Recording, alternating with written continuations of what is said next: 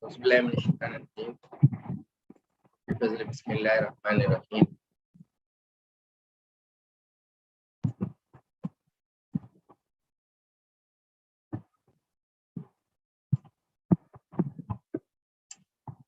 أم يقولون افترى قل إن افتريته فعلي إجرامي وأنا بريء مما تجرمون.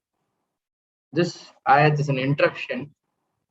This ayat is speaking or referring towards Prophet Sallallahu Alaihi Wasallam, because here you have been seeing the explanation and history background relevant to Nuh alayhi salam. None of us were living at that point in time. Allah is asking, do you really think that he has invented it? He's telling theories on his own, asking, referring about Prophet Sallallahu Alaihi Wasallam.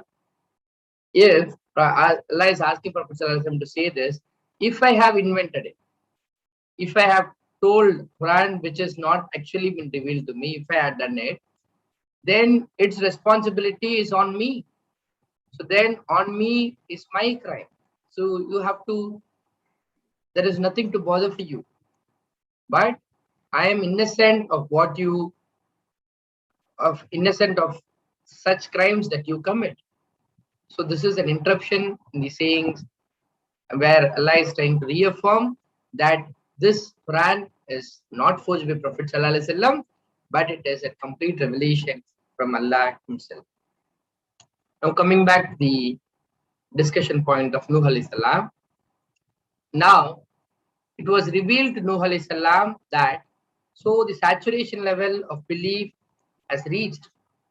Even after spending 950 years, as per the hadith of Ibn Abbas, hadith narrated by Ibn Abbas radiallahu ta'ala anhu, where he says only 80 people, including the women, have accepted the message of Nuh alayhi salam. So this has reached the optimum level in saturation. So there is no more further hopes available for Nuh alayhi salam, where he can expect any new people to join or to embrace Islam. So that's what here Allah is telling. Now this number has reached its saturation. It was revealed to Nuh alayhi salam that will never believe from your people. There is no more people will join your rank and file except who have already believed in it.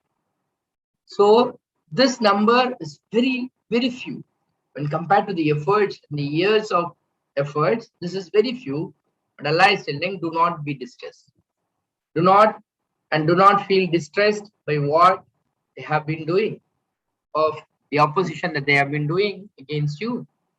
So now Allah is asking to, instead of bothering the disbelievers and instead of becoming distressed on their rejection, Allah is asking Nuh alayhi salam to do some constructive things. Constructive ideas is to construct a ship.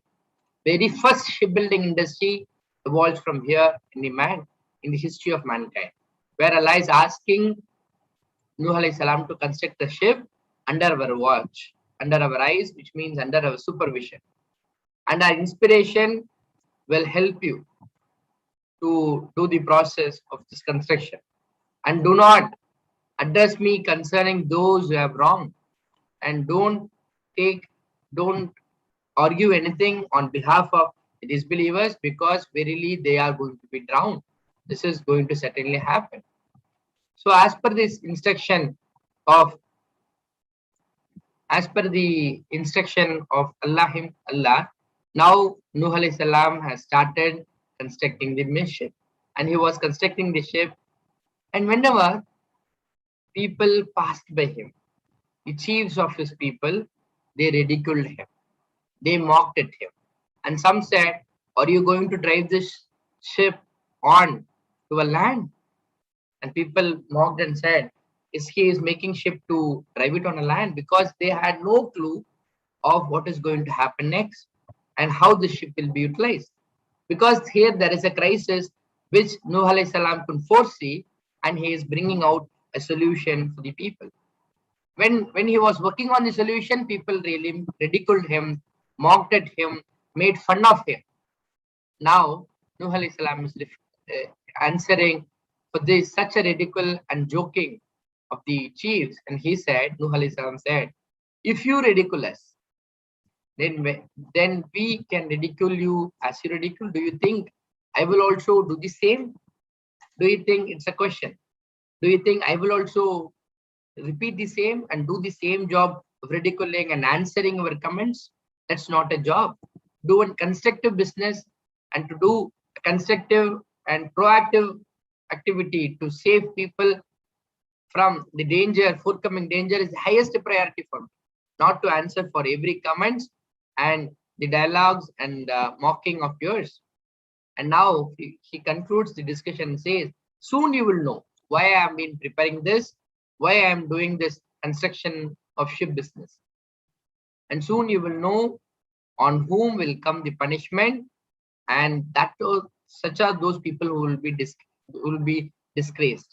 And they are the ones who have to be finally to be mocked at, and will descend on him the punishment which is everlasting.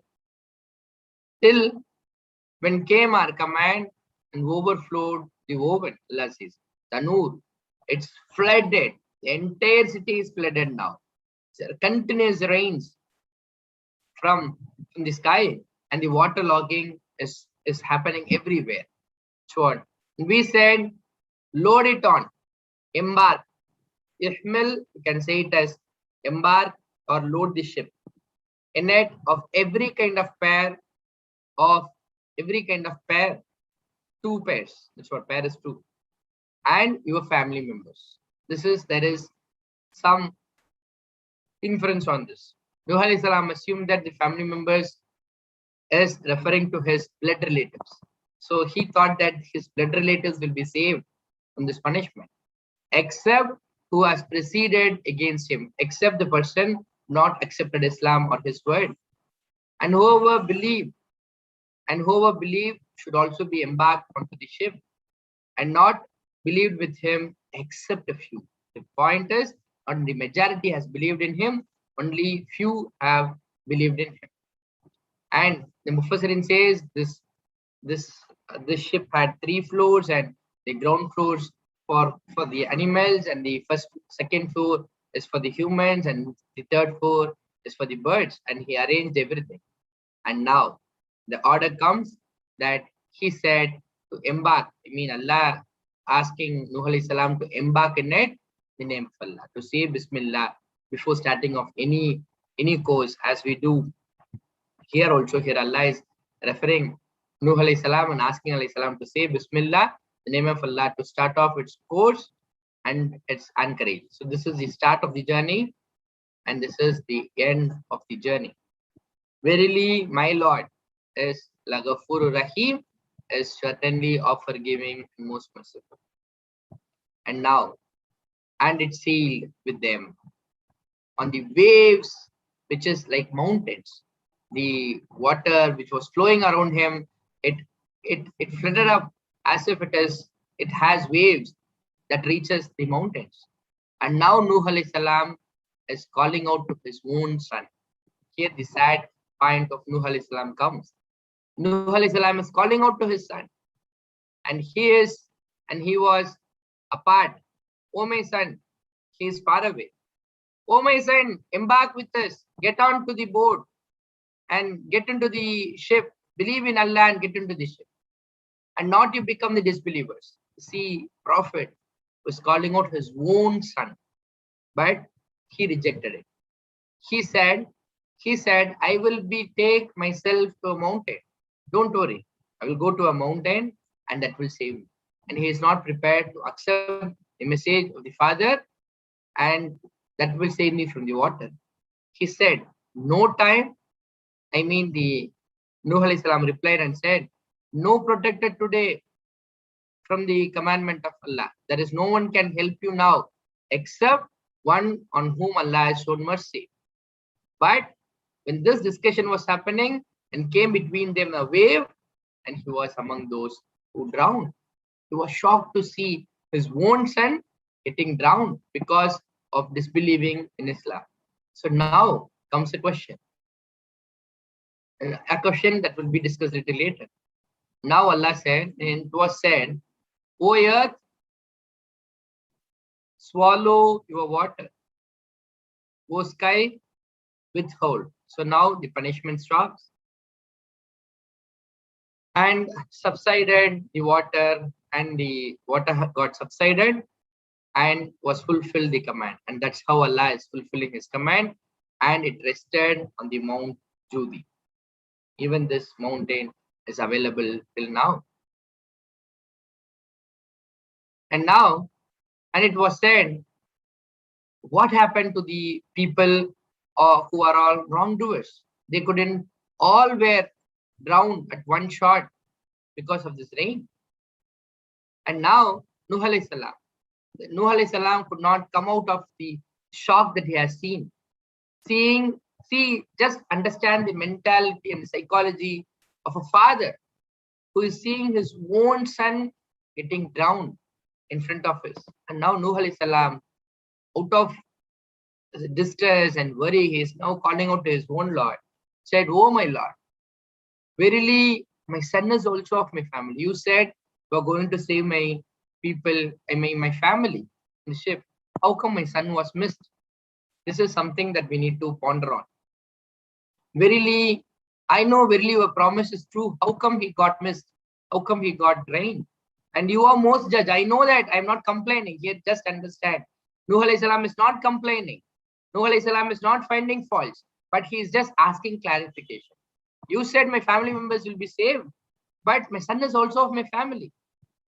But verily your promise is true, and you are the most just of the judges. And I know you are just, and you will do something which is very right, and you will not want to do something wrong.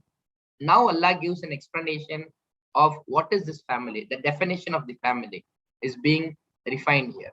I just want to correlate this with that of the Darud Ibrahim that we used to recite. I want if people to quickly put it on a chat, the Darud Ibrahim, so that we have some correlation for this and that. And now he said, Allah is now replying, O Nuh alayhi salam, verily he is not to a family. Here this family doesn't mean the blood relations. Allah here refers to. Allah is not referring this ahli as the blood relative family, but it's an ideological family. The people who have embraced Islam is your family. That is your family, not the family that is formed because of the blood bonds. So what Allah is telling, verily he is not of a family. Verily he did, referring to the son of Nuh alayhi salam, he did the deeds which is other than the righteous, and he was a sinner, and he is not prepared to accept your message. So do not ask me of such things which you do not have any knowledge. Verily I admonish you. Allah is now admonishing and advising Nuh alayhi salam not to ask of something which you don't have knowledge.